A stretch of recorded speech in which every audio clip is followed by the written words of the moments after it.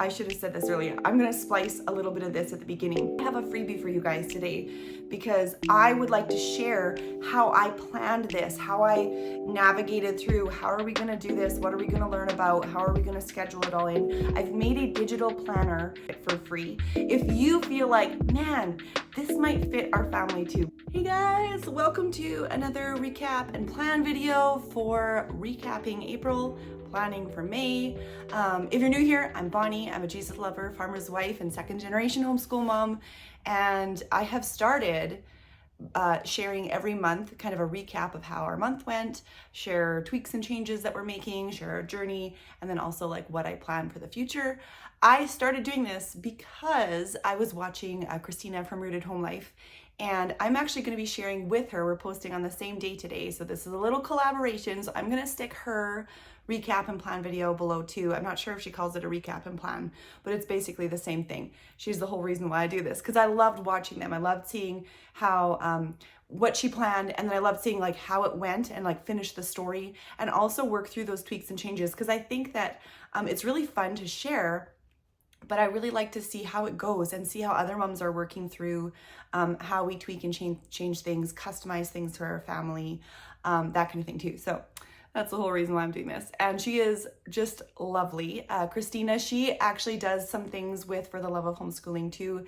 The bundles that I'm a part of, she's always a part of, and she helps with like the marketing videos and footage and stuff like that, as well as all of the clubs, Nature City Club and World Explorers Club and stuff like that. So she is really awesome.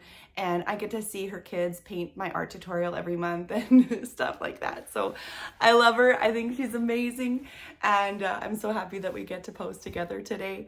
Okay, so I was thinking to recap, I'll recap kind of how we've gone last month, but as sort of a recap of this whole thing, we're doing something different.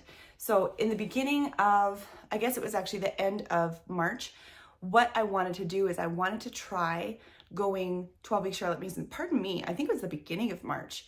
It's been a while because we're in week 9 right now. So I wanted to go 12 weeks trying the Charlotte Mason method. I've always liked Charlotte Mason. I always have thought I've had like a Charlotte Mason flair, but I finally read her volume 1 and I was like, oh, I don't know if I could say that we were Charlotte Mason, but, and I'm not looking for like a label or anything like that. I don't want to put myself in a box, but reading her stuff, I mean, some of the things I will do to a T, some of the things I won't, but her general philosophy just had me nodding along. And I think that I really relate to a lot of the core values that she had. And so I really loved reading her book. And what I'm wanting to do is I'm wanting to create Charlotte Mason in my home that I'm not seeing anywhere else. What I often see with Charlotte Mason homeschooling programs or schedules laid out, it compartmentalizes kids' ages and grades, which work for some families, but we love family style learning here as much as possible. Or it also, it doesn't, she was not really necessarily a fan of like making all your themes work together, and we love unit studies, so I also kind of try to coordinate themes together. And yeah, so the family style learning, the interest-led learning, and using our own resources. What I didn't want is, there's some amazing book lists out there, and if I had an empty shelf at home that I wanted to fill, that would be a great place to start. In fact, Ambleside Online was one of the first websites that I went to. They have great book lists. They have it all laid out in spreadsheets already. If you're looking for book recommendations and stuff. But what I wanted is I wanted to use the resources that I've already carefully selected for my family. I just had to find a way to work them into our schoolwork. And so I sort of took that spreadsheet model and wanted to use the resources that I had already. So I've done that. That's this sheet we're slowly crossing off. And I'm just loving it. And also, background, I am not a schedule person. And not only did I plan a term, which was 12 weeks, P.S. I'm probably not going to do a 12-week term again. I'm going to do 10. But I also have like a daily schedule, like Monday, Tuesday, Wednesday, from 5:30 a.m. to 6:30 p.m. Like, this is so not me. I have never stuck to a schedule. I have tried. But you guys, we are on week 9. So this is saying something. And so I think that this is working really well for our family. And I think it's a matter of habit, which is a very Charlotte Mason word. She really believed in developing good habits. And I think the habit of finding a routine and going with our schedule and having the discipline to keep that routine going. I mean, disclaimer, right now we're actually away from home. We're at an Airbnb. My husband is taking flight courses at a city that's far away from us. So we have no social life. We have no appointment interruptions. So following a schedule has been very, I would say, easy. We have a very small house to maintain. We don't have stuff to organize much at all. So it's just been a really good little time to get into a schedule routine and really be able to feel like we're actually doing it. So the big test will be May, when we actually head home in about a week or so, and we will see if we can keep it up. But as far as like getting things done, and not just getting things done, but having that good learning time, like that routine and the little habits that we've been doing, they've been really good. So let me talk a little bit more about May. So as I said, I made a 12-week term. So we've been crossing reading off as we're doing it. I can maybe quickly show you guys what we've been reading for May, but I'm actually going to take my camera to my little bookshelf over here because I don't want to bring the whole book stack over here and then have to clean it up. Okay, so come with me to my little bookshelf. For Bible, we've been doing the ology, and my kids do Bible memory work that goes along with that. And with the Bible memory work, we do copy work. My youngest ones do spelling and reading along with that. And then we also are doing plain Bible reading. Have to say, this is my old Bible from when I was a little kid. And my Bible teachers that were teaching me in like this kids program, they color coded all the different parts of the Bible, and it's been really cool because I've recolored them because they were very faded, and my kids are getting better and better at finding the books of the Bible and figuring out where they are, what's the books of the law, what's history, what's poetry. So that's pretty cool. And also just to see where the New Testament starts and see how huge the Old Testament was. So that's really cool. I'm really glad I still have this Bible, and my kids are benefiting from learning that along with our reading time. And then for math, I've showed my math books before. We do all kinds of math. So my middle son is doing Apologia. He loves it. Very hands-on, very colorful, but short, easy lessons. And then my oldest is doing Dimensions math, which is a more challenging math because he needs more of a challenge. So he's working on his workbook there. More basic pages and stuff like that, but he needs the challenging stuff. And my little girl is slowly getting through our Abeka number skills. I love the first Abeka books. So she's working on that. So math, language arts, we switched around a little bit. We do like a lot of printables and stuff if we throw those in that have language arts stuff in them. But I did go ahead and purchase a PDF. This is actually Charlotte Mason's First Grammar Lessons, and it's written by Charlotte Mason. It's really simple. They're really short. It does require a lot of writing for when she explains certain parts of the sentence, and then you're supposed to give a bunch of examples.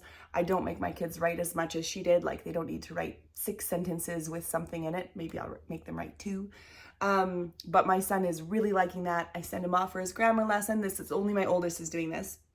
He goes over, he reads his lesson, he comes back, he narrates it to me, and then we go into the exercises. So that's been good. This has a skull on the cover, which not everybody likes, but it's got really cool Dutch art here. So we're doing all for this term. Our theme is, it started off with pirates, but more so our theme is the Age of Enlightenment. And the Golden Age of Pirates is within that. So we had a unit study that we wanted to do, and we actually finished it.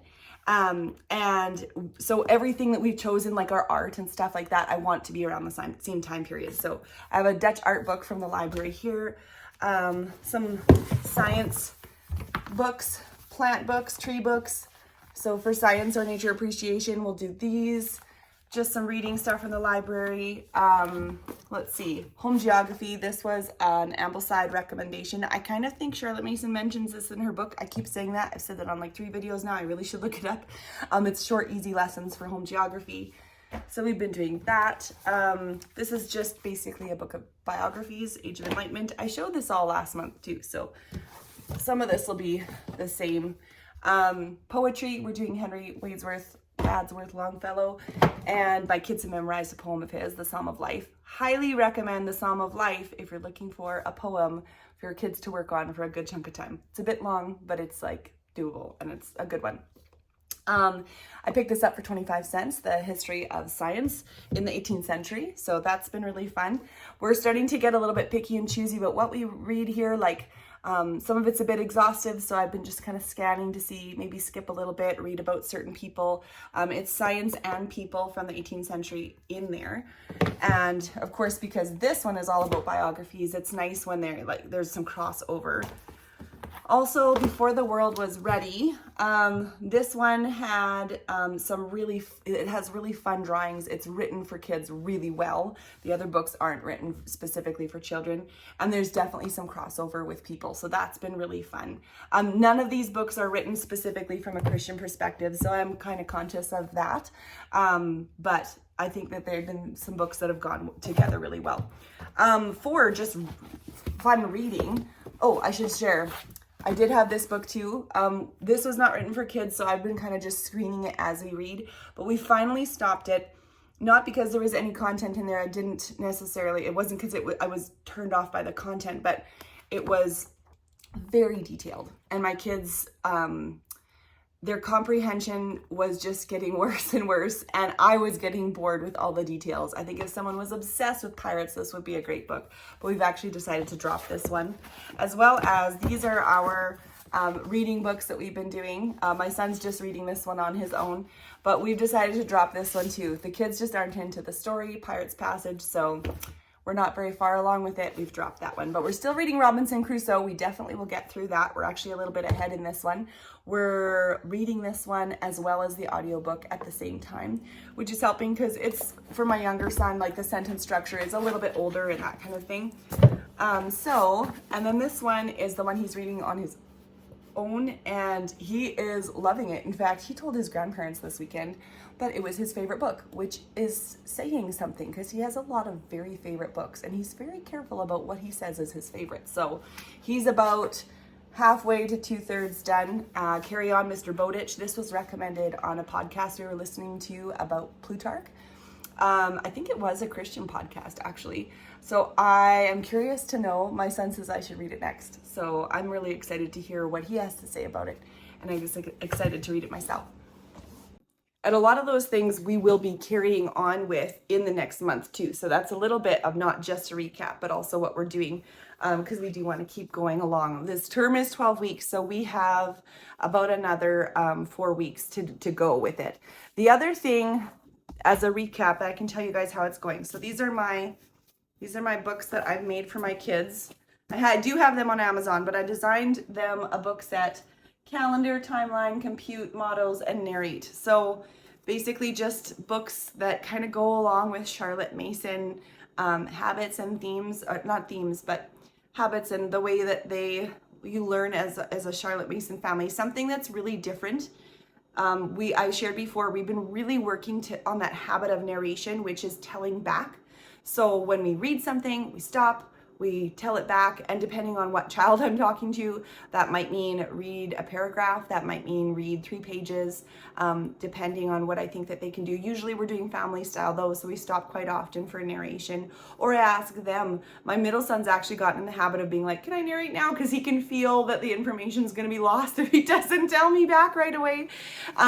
So the narrate book though is when I want to do a written narration. Like for example, we were reading about, who was it? Oh, there's the Robinson Crusoe in here too.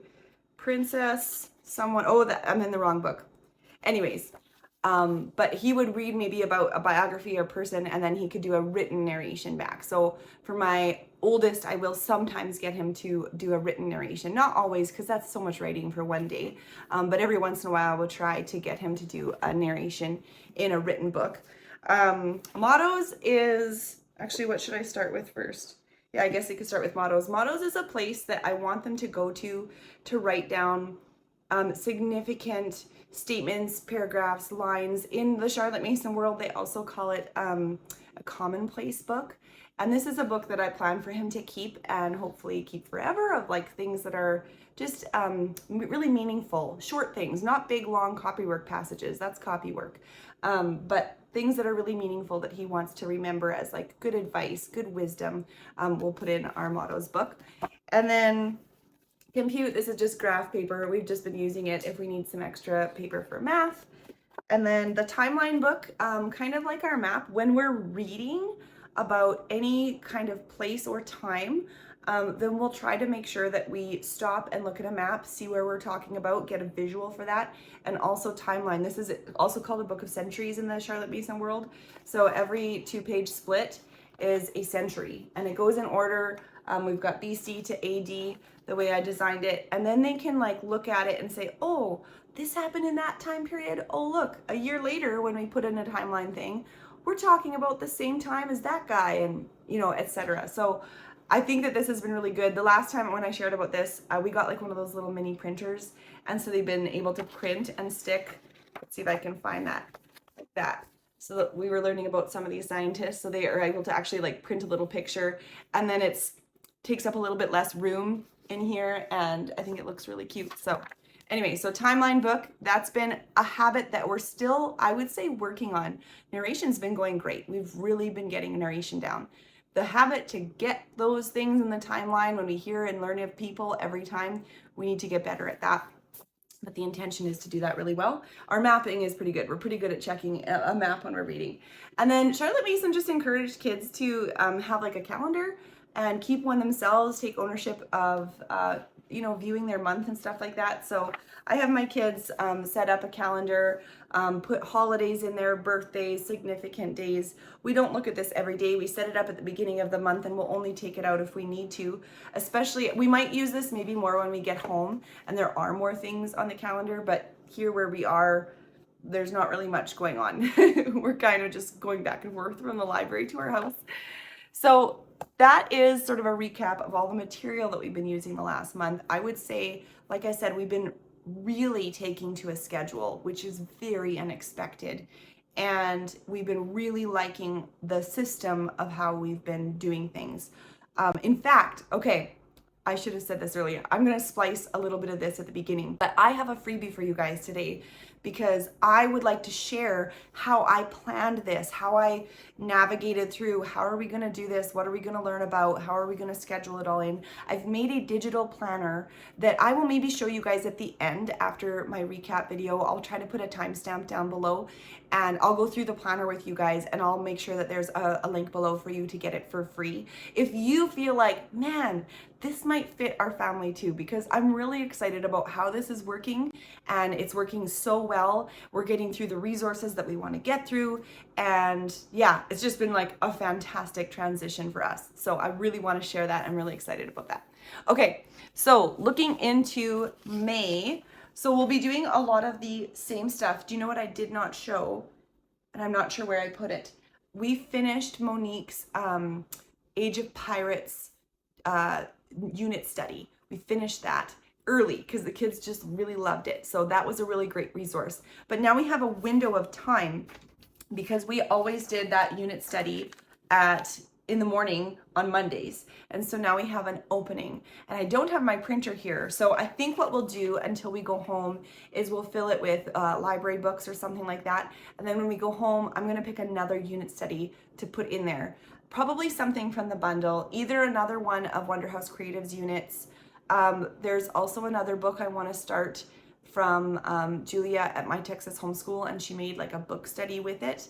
And it's called Misty of something. It's like about a horse, and she does a lot of like LA stuff in that unit study, or like the book study too. So I think we might pick that one.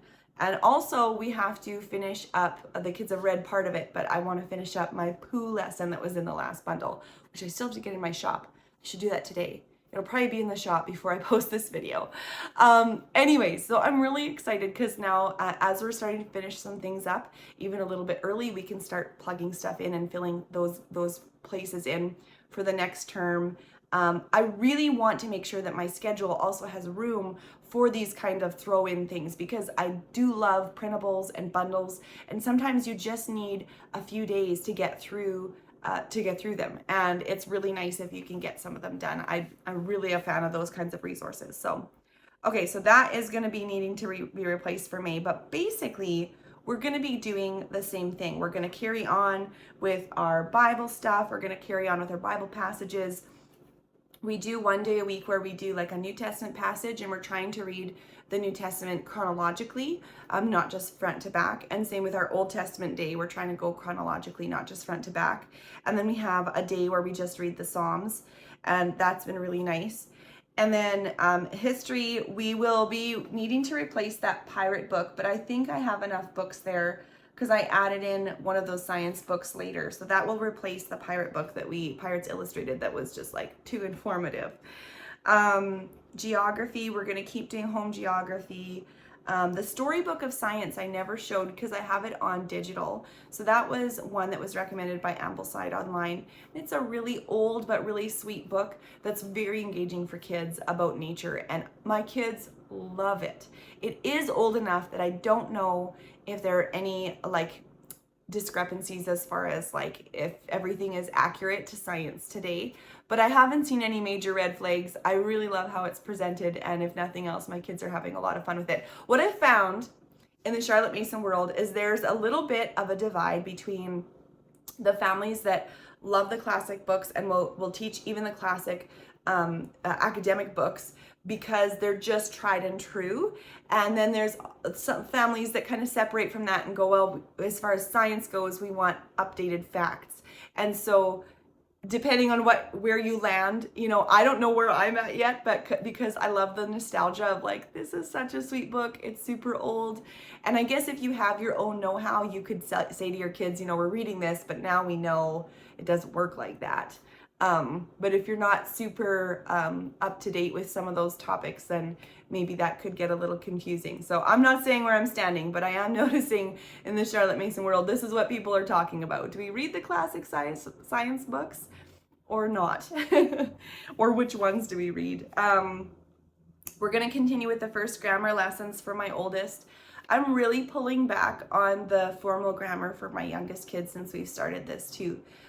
We were doing Fix-It grammar at the beginning of the year, which we just have put on pause at the moment, and I would like to work on reading and letter identification, reading for my middle child and letters for my youngest. My middle one's 8, and we just really need a reading focus at the moment, and I just think any spare time we have, we should put to that. And for my youngest, if she wants to play with letters and talk about them, she's only 5, so that's what we'll do with her. Math lessons, we're just gonna keep going. It's tickety-boo there. Oh, something I never mentioned about math, and I may have mentioned this in last month's video, but we actually forgot my oldest son's next math book because he's just about at the end of this one. So while we've been here, and my middle son is finished last year's book, he's actually doing next year's book at the moment. So we have zero pressure to get through lessons. So what we've decided is while we're here away from home, we've only been doing 10 minutes of math per day. And we're not doing math for the skill of doing math necessarily. What we've been working on is doing 10 good minutes of math. Full attention, full, looking at your question, getting the answer. If you give mommy 10 minutes, it'll be just 10 minutes. If you don't give mommy 10 good minutes, I'm going to be adding minutes to that. And the kids have been developing this habit of attention when it comes to their math pages. And it has been amazing.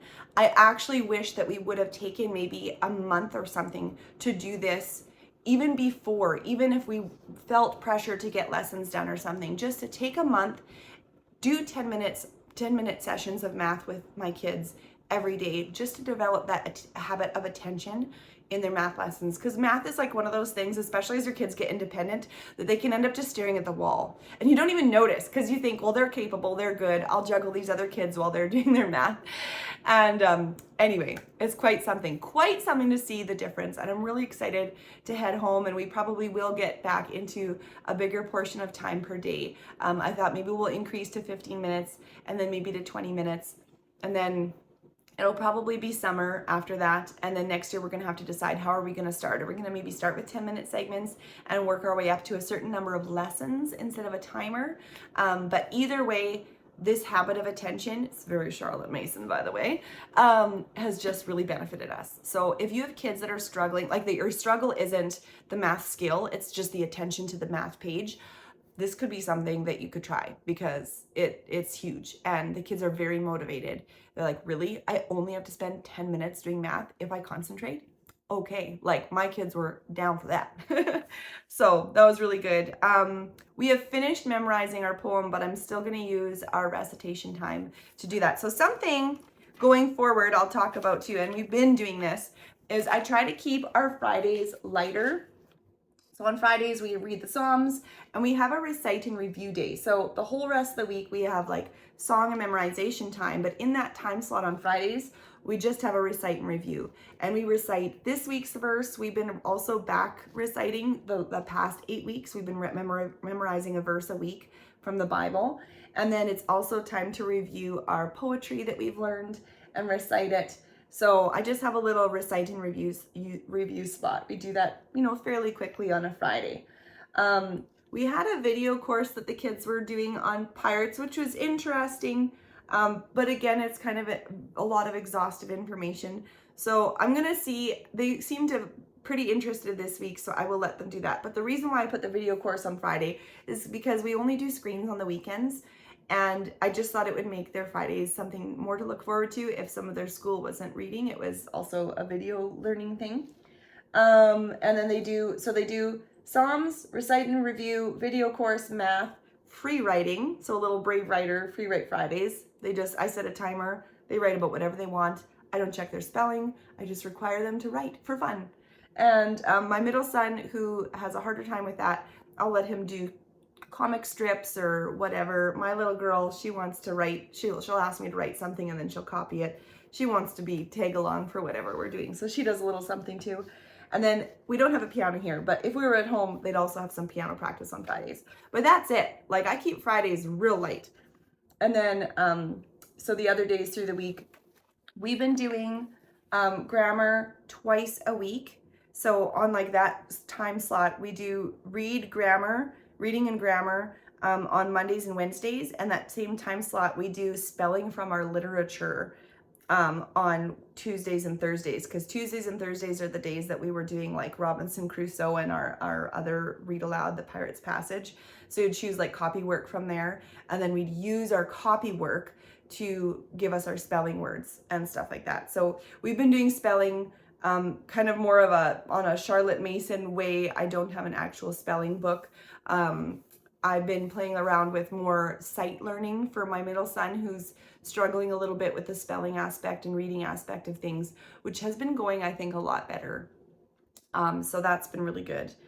And yeah, otherwise I think things are pretty straightforward. Mother Academia, a little reflect and plan. So I finished To Kill a Mockingbird. I've wanted to read this for a little while. I know it's kind of a classic one that you read in school.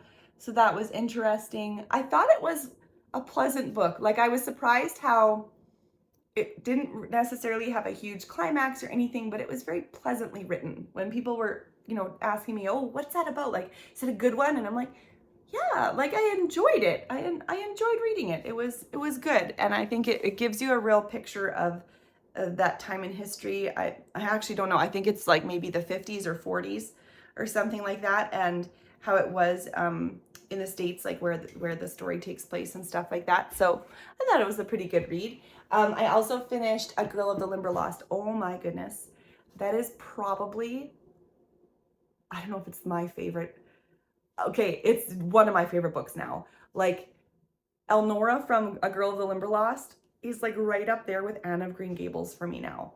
Like that is saying something huge. I didn't expect that. I saw a really weird movie about this when I was a kid at my grandmother's house. That's all I remember. And I remember it being an odd movie, but the book is lovely. Really highly recommend. I actually am going to definitely make a novel reflection to go through and as a companion with that book. I don't know when I'm going to have time for that, but it's going to happen 100%. It's so good. And then I've been reading some of Plutarch's lives. The kids and I have been listening to a Plutarch podcast 3 days a week, and we'll continue doing that. So we've been going through Sertorius and Eumenes. So I finished reading those from Plutarch. But for me and the kids, we're just listening to a podcast where someone just kind of takes Plutarch and puts it into everyday language and talks about it. So the podcast has been great, but I did want to read the real stuff myself. And then the other thing that I've learned, okay, Mother Academia, I learned how to make kombucha this month, which is very exciting. I think it's delicious and so easy. And then I also have been doing a different form of Bible study where you take things slow and you map things as you go. So Chantel from Intentional Homeschooling had shared this Instagram account called Gathering Honey, and it's just really changed how I'm studying the Bible at the moment, and it's just been really amazing. It does take time, but I've just been enjoying it so much. But like, you kind of start with a theme and then you write about that theme. I been drawing and graphing some things. Sometimes it's a person, sometimes it's a place. I have like Cain and Abel. I had so many things that I had notes about them. Sometimes it's a Bible passage. Oh, this one's Eden.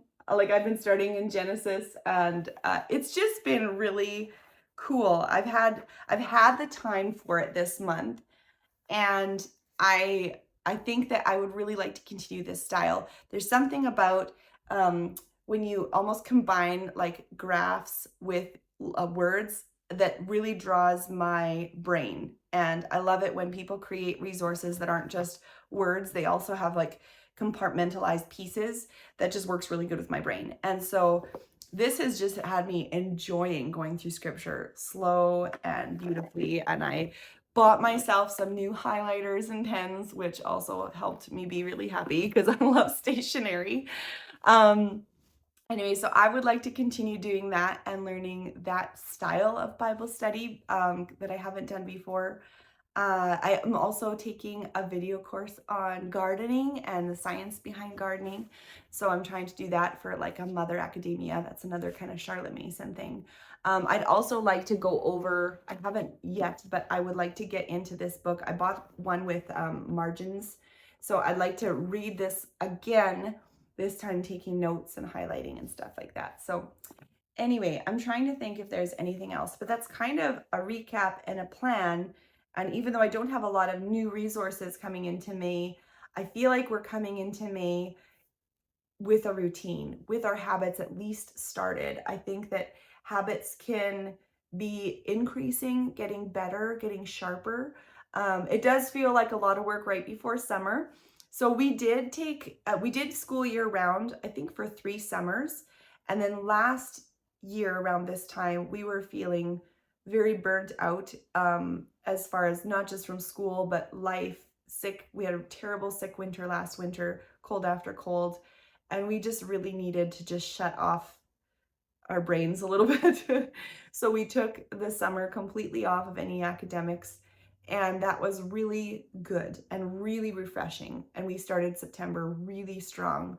And so now we've had a great strong year, and I think my plan is to take everything formal out for the summer, but there's certain things like nature appreciation and like some intentional things and some life schooling things that I think will carry on into summer with intention more. Not necessarily books and folders and binders and clipboards, but I'd like to do an intentional summer. We're going to be at the lake doing swimming lessons. We can be looking at the flora and fauna over there. And yeah, so I think that it will be a really interesting and hopefully still a really restful summer. I'm not saying we won't try to do a year round again, but I think for now, I think we're just going to take this summer break. So we're working really hard at habits right now, and we might be losing those habits a certain amount as the summer comes, but that's okay. I'll know how to get them back come the fall again because of this trial. So let me share this printable with you. I figure I'll leave it to the end because not everybody has time to listen to YouTube videos. I definitely watch YouTube videos on like double speed because I'm like, get through this already. I gotta go. I got things to do. But I want to show you guys my planner so you can kind of know what to expect. I'm not going to do every little detail of the planner because I actually have YouTube videos and barcodes linked in the planner so that if you're like, what do I do with this page? I have a video to explain what you do with that page. So I did it that way intentionally so that, you know, you could easily either click or scan and find out, you know, how to do it. Okay, so here we go. Beautiful. Our feast planning. I kept it floral, but black and white. So, you know, easy for these mamas. Oh, there's me. Okay, index. Wonder if I should flip the camera down. I'm going to do this a little different so you can see better. Okay, is that gonna work? My camera stands in the way. Anyway, so leaning into themes. So here I have a place for you just to write down your dream themes and interests. This is something that I like to do. I was doing actually every month, like now that I have a term laid out. I didn't do it this month, but I love to just put like, what are we interested in? What resources do we have to use? Like just put it all out there. Find your themes. I have it listed here, topic, era, and then geography so that I can kind of see what ties together. And then I have another page of that, individual goals and do's. Not all of our kids are at the same age and learning level. And even though I do love family style as much as possible, I'm not exaggerating with that. There are some things that maybe you have individual goals. Like my middle son, he really has reading goals that the other kids aren't working on. That will go in one of these boxes, that kind of thing. So some of those seasonal learning topics and activities, I like to lay this out. What's in season? It's usually like plant and animal life that's seasonal. So I can visually see, like I might write down like, I don't know, turtles, and then mark on the calendar with a highlighter or something what months we might see turtles and what's like local to us. And I did this because it's so different. I'm in Canada up north, and my seasons are totally different than a lot of other people's, especially in the homeschooling world. There's so many people in the States that have totally different seasons than me for ecology topics. Tables for the term. So I give you an example of what my table might look like. And then for planning, I give a few planning sheets. I have 4 of them, I guess. And then term routine, if you'd rather do like a term routine, I have it broken down by subject. You just tick off what days you want to do this. This is almost more of like a loop style that you could do. And then in a week, this is kind of a brain dump page for things where you can dump things that are happening or your thoughts, or if you have music lessons or just the things that come to mind with how school has to work with your life. And then after you brain dump it, we can start working on a weekly table. So here's an example of my weekly table. Here's my YouTube video that I can help you with. And then you can fill in what your weekly table will look like, through the week and then through the calendar. I also did one with, I'm actually taking these out. I got to edit that because one of these was supposed to have blank times, so you guys could put your own times in there. You can choose which one to print off. Observation notes, I think that's just important to see how things are going. And I just have a bunch of notes. And then, so I shared my books that I showed you guys that I made for my kids. There's an Amazon link if you want them. Things though to have is your timeline and your globe. Those are habits that we love and we think are essential. And then I made like planner tabs. The color comes in a little different on my camera, but that's okay. So there's tabs, so you can make this like a little planner book. And then I have some bookmarks. These are my favorite. I have like Charlotte Mason quotes on them, and they're all like to do with like narration and copy work and being outside and music and everything. So anyway, so those are the bookmarks for you guys at the back. And then these are habit cards that I used at the beginning of this journey just to remember recitation, like reading really well, narration, copy work, things that kind of happen nearly every day that I didn't want to forget, that were kind of new to our routine. So I made habit cards, and then when we flip them over, they say done on the back. So this is set up for double-sided printing, so you guys can check out those cards. Anyway, and that's basically what I did. So I really want to share this with you because I thought I just want to share what we're doing. I've been DMing a few people who have been kind of like, how are you doing this? Where did you start? Like, let me know what's happening. And I've been sending them like little screenshots and scraps of things as I've been trying to formulate, messy spreadsheets and stuff. And I thought I need to lay this out nicely because I know there are families out there like me who they love Charlotte Mason, but they also love unit study. They also love family style learning. And They love theme learning, and I really feel like there is room for that. And even if we have to put it together ourselves, that's okay too. But here hopefully is a place to kind of organize your thoughts and lay it out. And basically you can try exactly what we're trying here, but something that fits your family. So anyway, I hope that that was helpful, and I hope you guys have a really wonderful May. It's my birthday month, just so you know. I love May, I love spring. We are just seeing buds outside, so the green grass is here, but everything else is just barely getting a green hue to it from far away. So I'm really excited for spring to come. And I can't wait to tell you guys how the next month goes and kind of recap our 12 weeks of Charlotte Mason and tell you how it goes when we go back home to real life too. So we will talk to you next time. Thank you for being here. And don't forget to check out Christina's video today too. Talk to you later, guys. Bye.